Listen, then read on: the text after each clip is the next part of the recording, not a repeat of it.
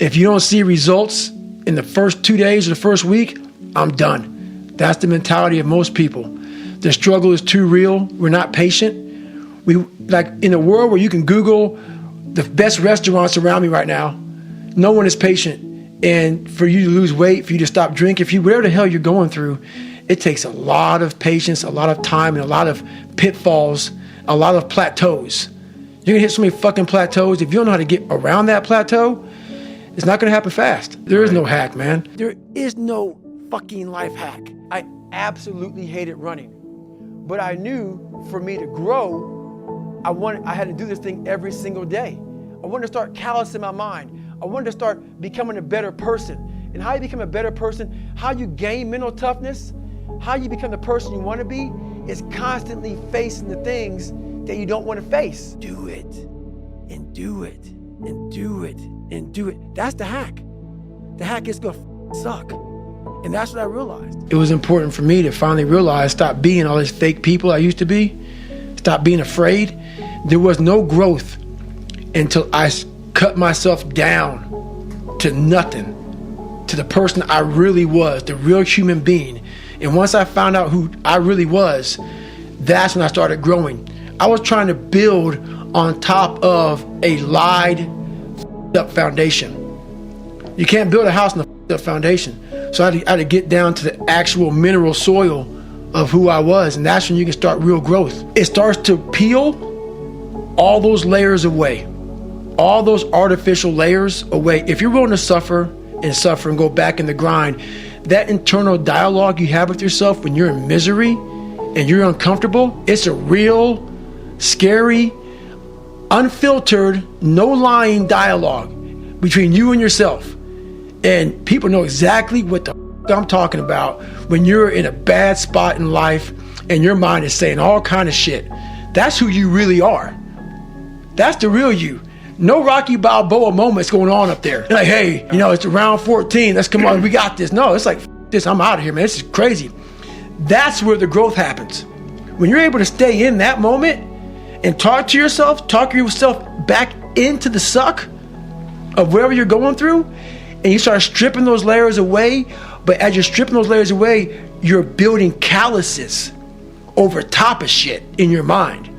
That's where the growth starts to happen, is when you have to force yourself to stay in it. You can't leave it. The biggest misunderstanding about David Goggins of all time, it's like whether you believe in God or not, I do. He put this lab rat, which is me, on this planet and said, let me see what a beat up, abused kid who can barely learn, who has a twisted body, messed up genetics, sickle cell, this and that. Let me give him everything that pretty much disqualifies you from the military. But back then, it wasn't estrus. And let's put him in this and see what comes out of it. So to do that, friction. You don't wake up in the morning time and go to the coffee maker. Matter of fact, sometimes you don't even sleep. What it requires is when I'm at 2 o'clock it's 2 o'clock in the morning, and my brain is thinking about a drug, and I got to get up and look in my book to see if that drug is how I remember it. And this is every day of my life. That's why when I train a fighter or I train someone, I'm like, you have no idea how great you really are, because you are using such minimal of what you have. I wasn't born healthy. I wasn't born with some great body alignment, some great, I have sickle cell, I have all kind of shit. I have all kind of health issues, all kind of, I'm f***ed up. So I had a choice to make. And the choice was, growing up, okay, this hurts, that hurts. We can just sit down and do nothing. Or we can see how far we can push the human body. So on that journey, as I started getting more and more into my mind and start realizing that what I'm capable of doing, my mind got stronger. So the pain in my knees, while it sucked, I've been doing it for so long. It was like it became my new norm. Like, okay, my knees hurt. Okay, stop. And I call it like stop feeling sorry for yourself. But you sometimes have to ignore your feelings. What changed me was I had to be hard on myself. And I have to continue to grind myself into a fine dust. period. That's where I feel good. I feel like I accomplished something. If things come easy, it's not fun. I must fail at something repeatedly. It has to haunt me. And then once I complete it, I accomplished something. I was 290 pounds twice in my life. I do not like to do the things I do, but there's humongous satisfaction from doing it. There's humongous satisfaction from lacing your shoes up saying, I don't really want to go for a run today. And then running. And then getting back and saying, wow, I did it. And that's what it's about. It's about these small steps to doing things you don't want to do. So think about this. I put everything on David Goggins to be a Navy SEAL. It's like going to the crap table with your last $1,000. And you say, you know what? I'm gonna put everything on this, on black. And hopefully I win. If not, I'm broke. I put my whole life, a guy that was scared of the water, a guy that could taught himself how to read and write, on being one of the hardest motherfuckers on the planet. Think about that shit. A guy that came from nothing. I put my whole life, and I'm gonna go out here and put everything on David Goggins to be a Navy SEAL.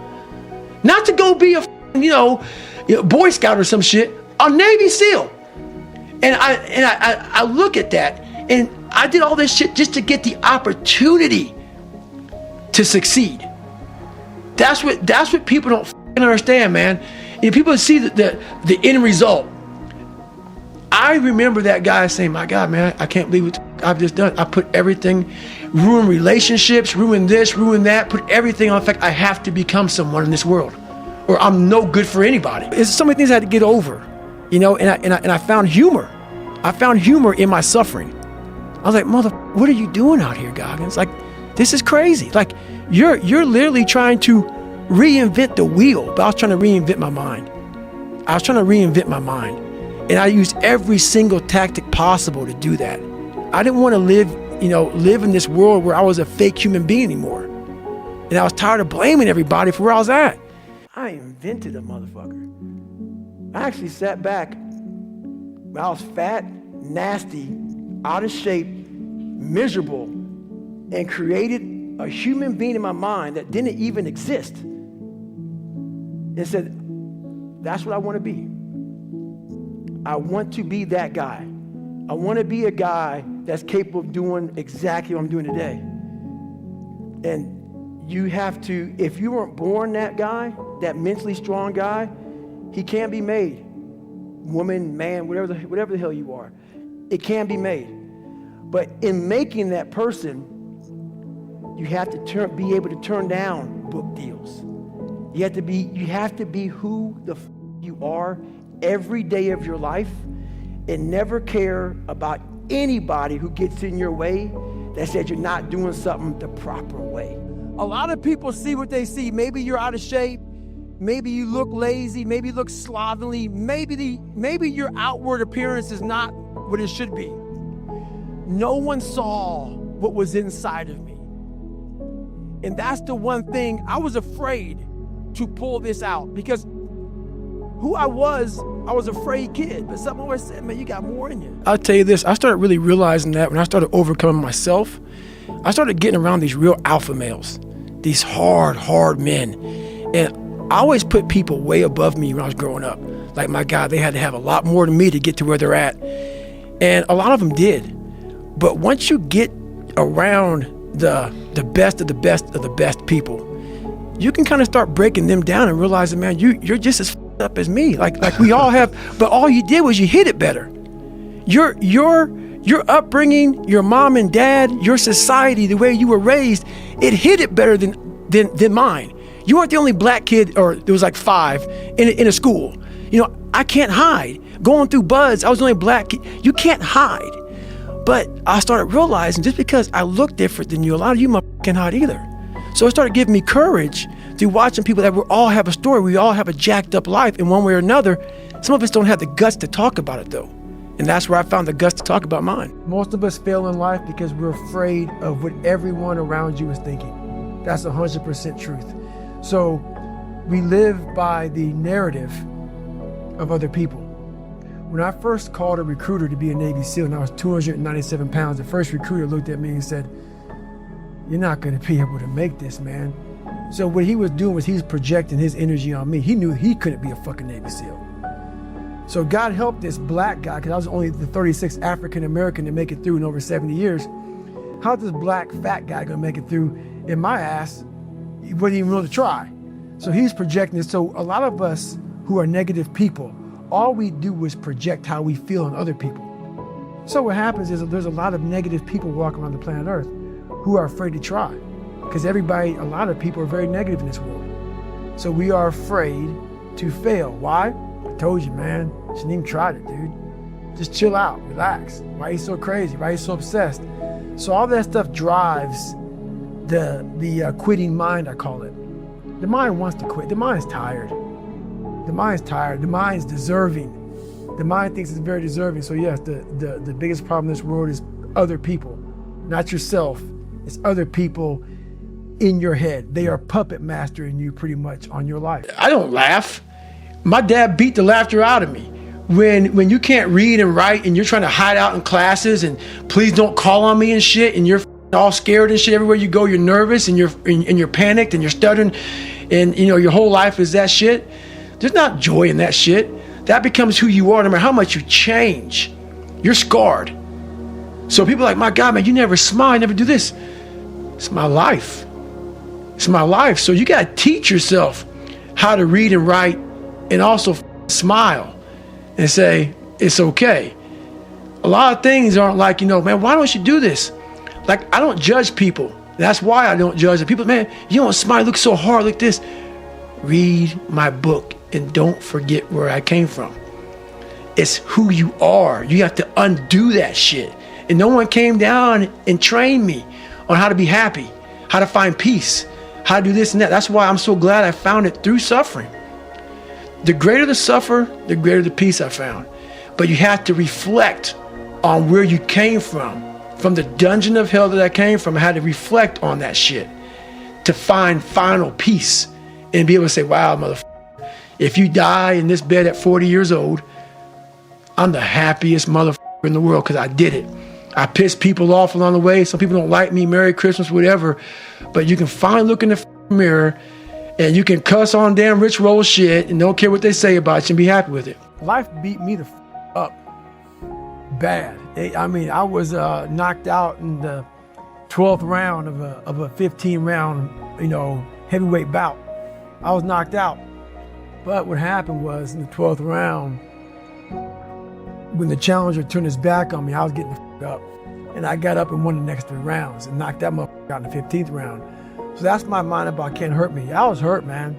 Like literally, I had to overcome so much those first 26 years of my life. And I still do every day today. It's not over.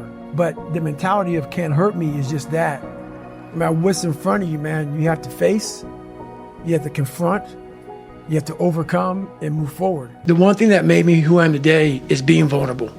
It's breaking myself down to the absolute rock bottom and being able to tell people who I am. And that's how I fixed it. Literally, being able to look somebody in the eye and say, you know what, man, I have a whole bunch of character problems, character flaws. I've lied about this. I've cheated here. I'm insecure here. This isn't the real me. I lied to you about that. I wanted your acceptance in life.